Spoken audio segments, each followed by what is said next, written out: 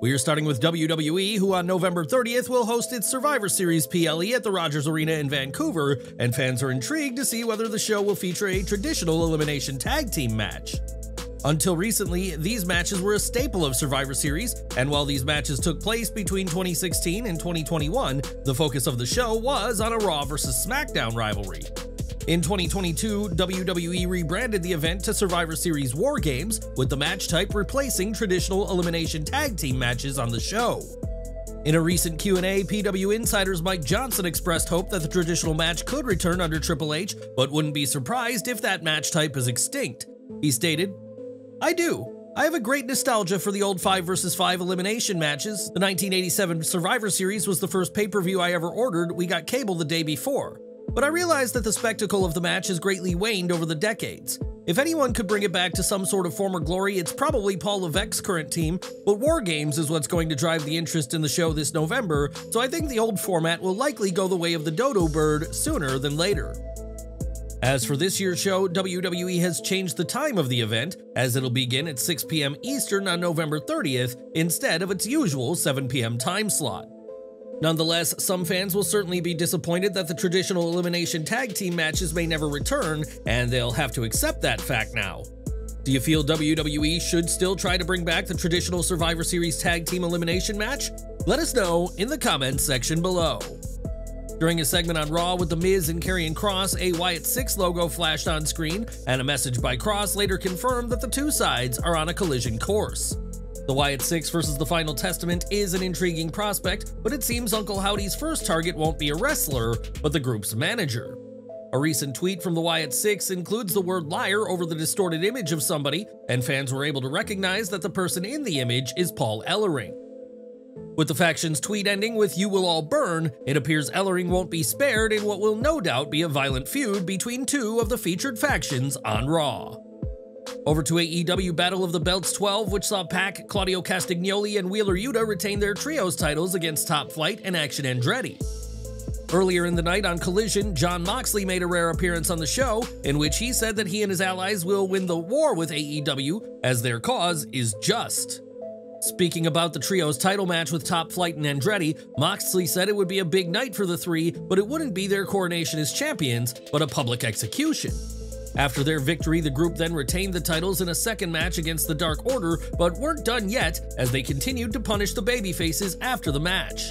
Several wrestlers came out to try and fend off the BCC, and when Daniel Garcia and Private Party arrived, Moxley and his allies escaped through the crowd. One of the biggest takeaways from all of this was Orange Cassidy, who showed up during the chaos, but as he looked at the situation, he walked back up the ramp. Earlier in the night on Collision, Cassidy defeated Bulk Bronson, but his heart hardly seemed in the 22nd bout, and we'll have to see what the mental state is of Freshly Squeezed. This week's Collision and Battle of the Belts double taping had a stacked card over the two shows, but once again, the crowd in attendance left a lot to be desired.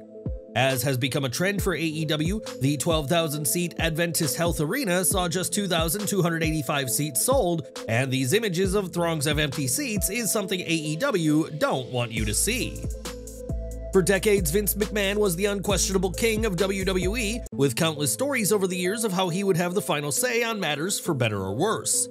The creative team had to go ahead with whatever McMahon had planned, and this week, an article from Rolling Stone has revealed an in-depth look into McMahon's creative era. One rule implemented was that all writers had to stand whenever McMahon entered the room and sit only after he took his seat, like he was some military general. Another rule mandated a strict dress code, with female writers being instructed to wear dresses, skirts, or pantsuits, while all employees had to keep their shoes shined at all times. Writers who spoke to Rolling Stone also recalled the controversial environment they were in, which saw insults and crude remarks being common behind the scenes. One writer recalled a leadership figure insulting a colleague of theirs, stating that, "I wish your dad pulled out and came on your mom's tits instead of having you." The type of language was referred to as good old boys locker room talk, which, according to the writer, only got worse and more vulgar the higher one rose in the company. The article highlights the alleged toxic atmosphere in WWE, particularly for those who reached upper levels of the organization, but now WWE is evolving post-McMahon. McMahon may be gone, but this story will likely continue to develop as more insiders come forward with their experiences, as the 79-year-old's era is still felt in his former company. So far in WWE, Dominik Mysterio's only singles title is the NXT North American title he held on 2 occasions, but now the Judgment Day member plans on adding to his trophy cabinet. During an interview with Adam Bernard for Foundation Radio, Dominik Mysterio was asked about the future of the Judgment Day and hinted at going at the Intercontinental title. Dominik stated that there's unfinished business with Damian Priest and Rhea Ripley, who he referred to in a derogatory manner, claiming that they are twins 50 years apart. Mysterio expressed satisfaction with the changes in the Judgment Day lineup, noting the addition of talents like Raquel Rodriguez and Carlito as benefits to the group. Mysterio emphasized that the group is doing well, with Finn and Jade as the World Tag Team Champions and Liv holding the Women's World Championship. It was then he spoke of unfinished business with Jey Uso and said there's something he wants from the Intercontinental Champion, and it's definitely not Rhea Ripley. Mysterio ended by teasing that fans should stay tuned for the Judgment Day's next plan, and would you like to see him and Jey feud soon? Let us know down in the comments. We're heading to CMLL next, as this week, Toni Storm made her long-awaited debut for the promotion against La Catalina in a match that was set to take place earlier this month. That match was delayed due to the hurricanes, and Storm lost in her CMLL debut, but vowed to return to compete in Mexico in the near future. On February 1st, WWE will host its annual Royal Rumble event, which, for the 8th time, will feature a Women's Royal Rumble match. It was in this year's Women's Rumble that Jade Cargill made her in-ring debut for WWE, and now the penultimate woman eliminated this year wants another shot at winning the match. Speaking with WrestleZone, Jade said she wants to be in next year's Women's Royal Rumble to test just how far she's come in her year as an in-ring superstar. She explained, "It is just that I'm going out there, and that's where everybody saw me debut. That's where my big debut happened. So it's just to see what I've learned and what I've developed in a year here at WWE. That's it." Cargill already has seen success in WWE, including 2 women's tag title reigns and a successful WrestleMania debut. And is a Rumble victory next for her? Time will tell. Do you feel Jade Cargill will find huge success at next year's Royal Rumble? Let us know in the comments section below. Michael Cole, who was not a part of this week's SmackDown in what was only his 3rd time missing a TV show in his over a quarter of a century with WWE. While speaking to San Licata of WFan recently, Cole revealed that he was going on a 10-day family vacation to Cozumel, Mexico, which explains why he was missing from this week's show. Cole is expected to be back next week, and fans can expect plenty of the voice of WWE for a long time to come, as he's confirmed signing a new deal with the promotion. In that same interview, Cole said he'd just signed a long-term deal with WWE, adding that he feels he has a lot left in him as a WWE broadcaster. Cole is currently on SmackDown, but confirmed that he will be back on Raw in January as part of the Netflix move, where it's expected he'll reunite with Pat McAfee.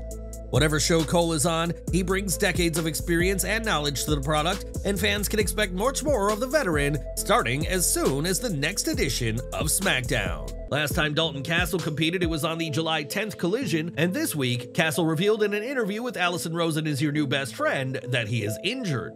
Castle shared that he tore his bicep and is undergoing physical therapy before predicting that he'll be back in January 2025, and we are wishing him a full and speedy recovery.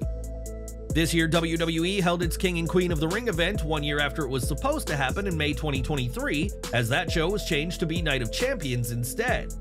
Night of Champions saw Seth Rollins become World Heavyweight Champion and Roman Reigns reach 1,000 days in his reign, but the decision to change didn't solely come from WWE. On his Wrestling Mat podcast, former WWE host Matt Camp claimed that the Saudis pushed for the change and that the return of the tournament wasn't seen as big enough. Camp reflected on previous Saudi requests, such as requesting wrestlers like the Ultimate Warrior and Yokozuna for the Greatest Royal Rumble years after both men had passed away. Camp also speculated on whether the newly introduced Crown Jewel Championship was another Saudi call in an effort to make their annual event bigger than any other PLE. No other PLE has its own championship, and Crown Jewel 2024 will be historic for that, and the men's and women's titles may be a concept that didn't come from WWE themselves. And we're ending with Lexis King, who has chosen not to use his Brian Pillman Jr. birth name as he wants to forge his own legacy, but that doesn't mean he doesn't appreciate his late father. On Twitter, King shared that seeing his father inducted into the WWE Hall of Fame is all he's ever wanted, adding that his father has a rightful spot waiting for him.